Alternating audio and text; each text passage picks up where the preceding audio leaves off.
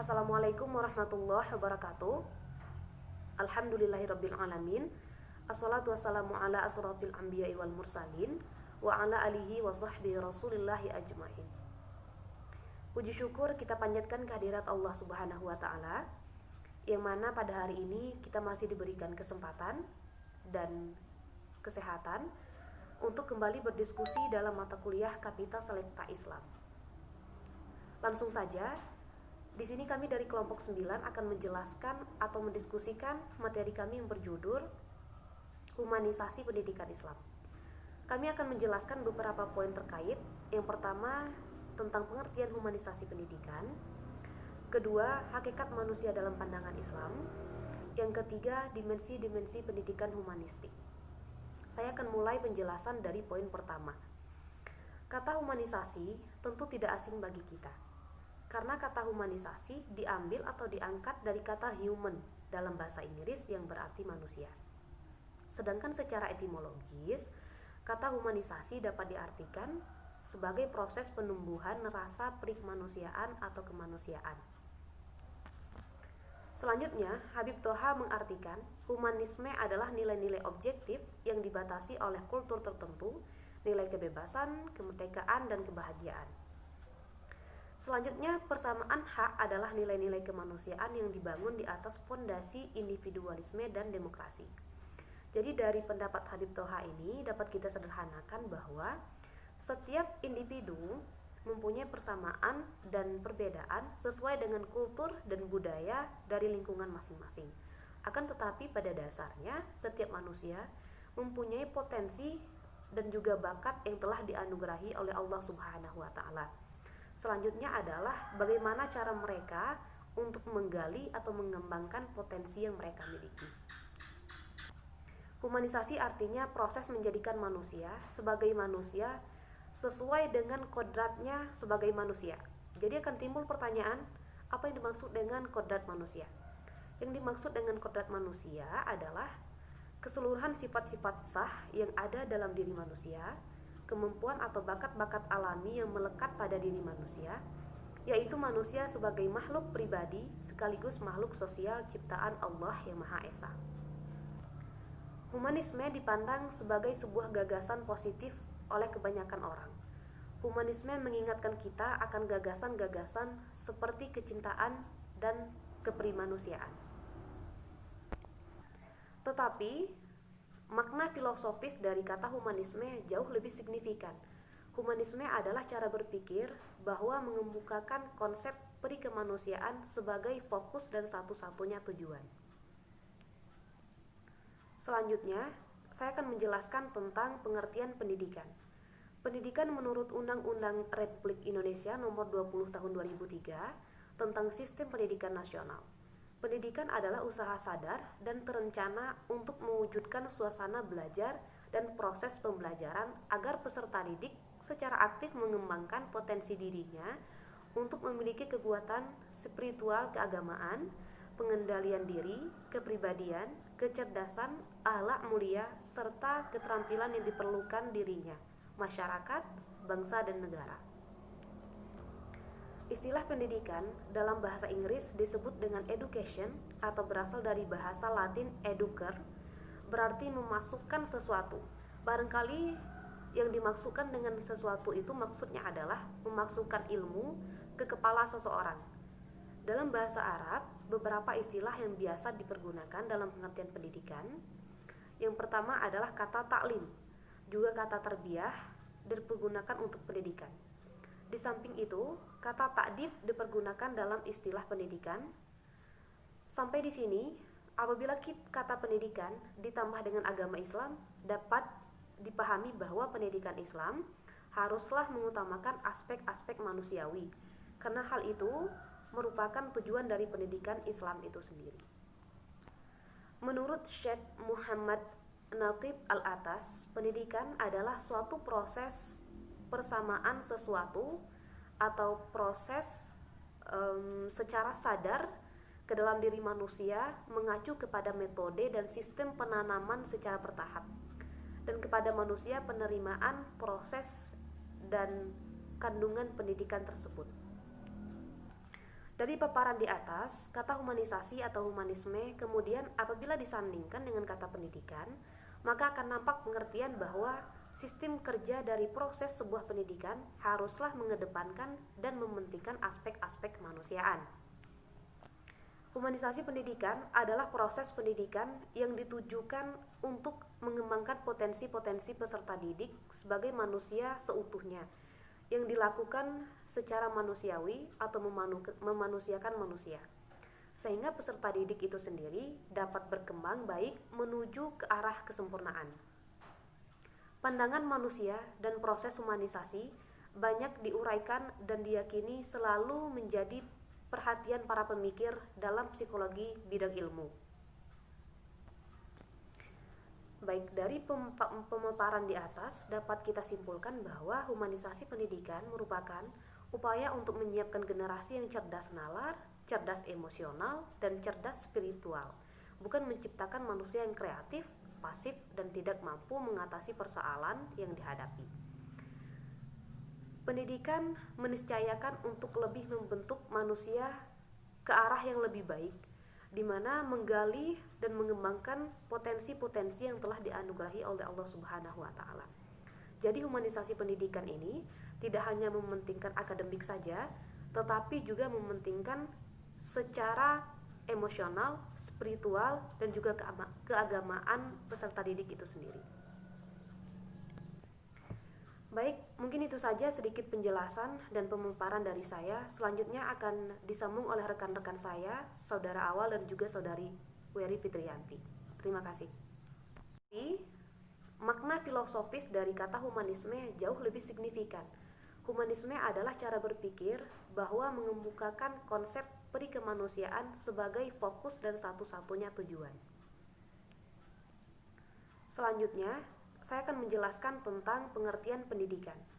Pendidikan menurut Undang-Undang Republik Indonesia Nomor 20 Tahun 2003 tentang Sistem Pendidikan Nasional. Pendidikan adalah usaha sadar dan terencana untuk mewujudkan suasana belajar dan proses pembelajaran agar peserta didik secara aktif mengembangkan potensi dirinya untuk memiliki kekuatan spiritual keagamaan, pengendalian diri, kepribadian, kecerdasan, akhlak mulia, serta keterampilan yang diperlukan dirinya, masyarakat, bangsa, dan negara. Istilah pendidikan dalam bahasa Inggris disebut dengan education atau berasal dari bahasa Latin educere, berarti memasukkan sesuatu. Barangkali yang dimaksudkan dengan sesuatu itu maksudnya adalah memasukkan ilmu ke kepala seseorang. Dalam bahasa Arab, beberapa istilah yang biasa dipergunakan dalam pengertian pendidikan. Yang pertama adalah kata taklim, juga kata tarbiyah dipergunakan untuk pendidikan. Di samping itu, kata takdib dipergunakan dalam istilah pendidikan. Sampai di sini, apabila kata pendidikan ditambah dengan agama Islam, dapat dipahami bahwa pendidikan Islam haruslah mengutamakan aspek-aspek manusiawi, karena hal itu merupakan tujuan dari pendidikan Islam itu sendiri. Menurut Syekh Muhammad Naqib Al-Atas, pendidikan adalah suatu proses persamaan sesuatu atau proses secara sadar ke dalam diri manusia mengacu kepada metode dan sistem penanaman secara bertahap, dan kepada manusia penerimaan proses dan kandungan pendidikan tersebut. Dari paparan di atas, kata humanisasi atau humanisme kemudian apabila disandingkan dengan kata pendidikan, maka akan nampak pengertian bahwa sistem kerja dari proses sebuah pendidikan haruslah mengedepankan dan mementingkan aspek-aspek kemanusiaan. Humanisasi pendidikan adalah proses pendidikan yang ditujukan untuk mengembangkan potensi-potensi peserta didik sebagai manusia seutuhnya, yang dilakukan secara manusiawi atau memanusiakan manusia, sehingga peserta didik itu sendiri dapat berkembang baik menuju ke arah kesempurnaan. Pandangan manusia dan proses humanisasi diuraikan dan diyakini selalu menjadi perhatian para pemikir dalam psikologi bidang ilmu. Baik, dari pemaparan di atas dapat kita simpulkan bahwa humanisasi pendidikan merupakan upaya untuk menyiapkan generasi yang cerdas nalar, cerdas emosional, dan cerdas spiritual, bukan menciptakan manusia yang kreatif, pasif, dan tidak mampu mengatasi persoalan yang dihadapi. Pendidikan meniscayakan untuk lebih membentuk manusia ke arah yang lebih baik, di mana menggali dan mengembangkan potensi-potensi yang telah dianugerahi oleh Allah Subhanahu wa taala. Jadi humanisasi pendidikan ini tidak hanya mementingkan akademik saja, tetapi juga mementingkan secara emosional, spiritual, dan juga keagamaan peserta didik itu sendiri. Baik, mungkin itu saja sedikit penjelasan dan pemaparan dari saya. Selanjutnya akan disambung oleh rekan-rekan saya, Saudara Awal dan juga Saudari Wery Fitriyanti. Terima kasih. Assalamualaikum warahmatullahi wabarakatuh. Perkenalkan, nama saya Wery Fitriyanti. Di sini saya akan melanjutkan pemaparan dari Saudari Bella. B. Hakikat manusia dalam Islam. Manusia adalah salah satu makhluk ciptaan Allah Subhanahu wa taala yang memiliki peranan penting dalam kehidupan di muka bumi. Manusia juga dipandang sebagai makhluk yang paling tinggi derajatnya. Hakikat manusia dalam konsep Islam adalah makhluk yang diciptakan oleh Allah Subhanahu wa taala, memiliki berbagai potensi untuk tumbuh berkembang menuju kepada kesempurnaan. Adapun implikasi konsep Islam tentang hakikat manusia dan hubungannya dengan pendidikan Islam, yaitu sebagai berikut. Pertama, sistem pendidikan Islam harus dibangun di atas konsep kesatuan antara qalbiyah dan akliyah untuk dapat menghasilkan manusia intelektual dan berakhlak.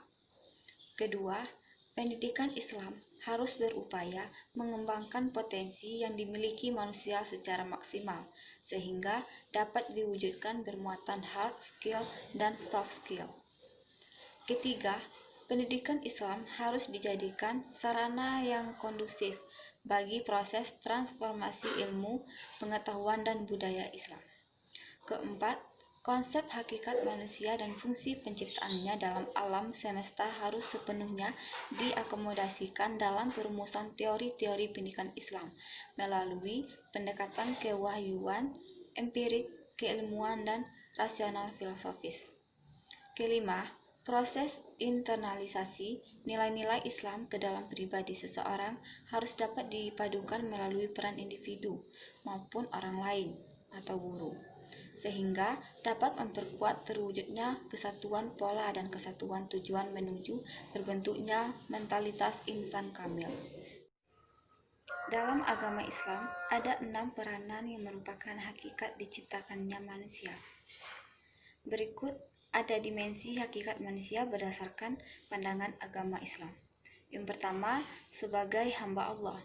Hakikat manusia yang utama adalah sebagai hamba atau abdi Allah Subhanahu wa taala. Sebagai seorang hamba, maka manusia wajib mengabdi kepada Allah Subhanahu wa taala dengan cara menjalani segala perintahnya dan menjauhi segala larangannya. Yang kedua, sebagai an-nas. Dalam Al-Qur'an, manusia juga disebut dengan al-nas. Kata al-nas dalam Al-Quran cenderung mengacu pada hakikat manusia dalam hubungannya dengan manusia lain atau dalam masyarakat. Manusia, sebagaimana disebutkan dalam ilmu pengetahuan, adalah makhluk sosial yang tidak dapat hidup tanpa keberadaan manusia lainnya. Yang ketiga, sebagai Bani Adam. Islam memandang manusia sebagai Bani Adam untuk menghormati nilai-nilai pengetahuan dan hubungannya dalam masyarakat. Yang keempat, sebagai al-insan. Tidak hanya disebut sebagai al-nas, dalam Al-Quran, manusia juga disebut sebagai al-insan, merujuk pada kemampuannya dalam menguasai ilmu dan pengetahuan serta kemampuannya untuk berbicara dan melakukan hal lainnya. Yang kelima, sebagai makhluk biologis. Manusia juga disebut sebagai makhluk biologis atau al-bashar karena manusia memiliki raga atau fisik yang dapat melakukan aktivitas fisik, tumbuh, memerlukan makanan, berkembang baik, dan lain sebagainya, sebagaimana ciri-ciri makhluk hidup pada umumnya. Baiklah, mungkin itu saja pemaparan dari saya. Jika terdapat kekurangan, saya mohon maaf, dan materi yang selanjutnya akan dilanjutkan oleh saudara awal. Assalamualaikum warahmatullahi wabarakatuh. Di sini saya akan melanjutkan pemaparan makalah dari saudari Wery Fitrianti, yakni tentang dimensi-dimensi pendidikan humanistik. Dimensi humanistik adalah suatu kajian tentang segi-segi kemanusiaan. Keunikan dan kekompleksan sosok manusia akan berubah dan berkembang ke arah titik cita-cita ideal dari konsep humanistik, yakni menetapkan manusia pada derajat yang tinggi, mendapatkan perlakuan manusiawi, serta makhluk yang berakhlak dan bermartabat tinggi. Perkembangan karya sastra di Indonesia banyak ditemukan bahasan-bahasan mengenai kemanusiaan, atau bisa disebut dengan humanistik. Definisi humanistik tentang manusia yaitu suatu makhluk yang berpikir dan bertindak secara abstrak, analitis dan tidak mengenal pribadinya sendiri, terlepas dari suatu sosiomistis,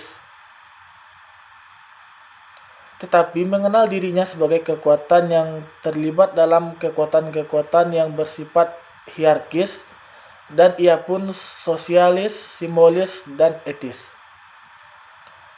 Pendidikan humanistis dalam Islam didefinisikan oleh Rahman sebagai proses pendidikan yang lebih memperhatikan aspek potensi manusia sebagai makhluk sosial dan makhluk religius,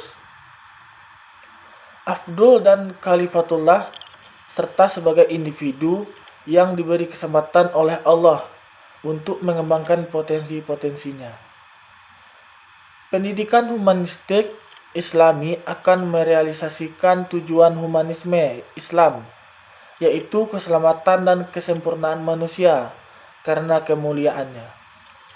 Sistem pendidikan ini membentuk peserta didik menjadi Abdul Allah dan Khalifah Allah sebagai manusia yang memiliki potensi yang tinggi atau lebih tinggi pula derajatnya. Pendidikan humanistik memandang manusia sebagai manusia, yaitu makhluk ciptaan Allah, dengan fitrah-fitrah tertentu. Hal ini ditandai dengan kepemilikan hak hidup atau hak asasi manusia. Pengembangan potensi ini hanya mungkin terwujud bila pelaksanaan pendidikan didasarkan pada prinsip humanisme, yaitu terlindungnya nilai-nilai hidup, harkat, dan martabat manusia. Perlindungan ini berfungsi untuk menjamin potensi anak didik supaya teraktualisasi secara maksimal. Pendidikan humanistik dalam Islam berupaya memahami kebenaran, kebaikan universal, dan aktualisasi diri lebih jauh ke kehidupan spiritual. Di samping memahami realitas dan permasalahan hidup manusia dalam kehidupan bersama. Dimensi vertikal ini sejalan dengan pemikiran perennialisme yang menekankan pendidikan sisi rasio manusia. Pengembangan akal berfungsi untuk mengontrol nafsu yang mengajak kepada perbuatan jahat. Pandangan ini membawa kepada perbaikan akhlak dan perubahan karakter. Demikian pembahasan dari saya. Apabila terdapat kesalahan atau kekurangan, saya mohon maaf. Saya tutup dengan wabillahi taufiq wal hidayah. Wassalamualaikum warahmatullahi wabarakatuh.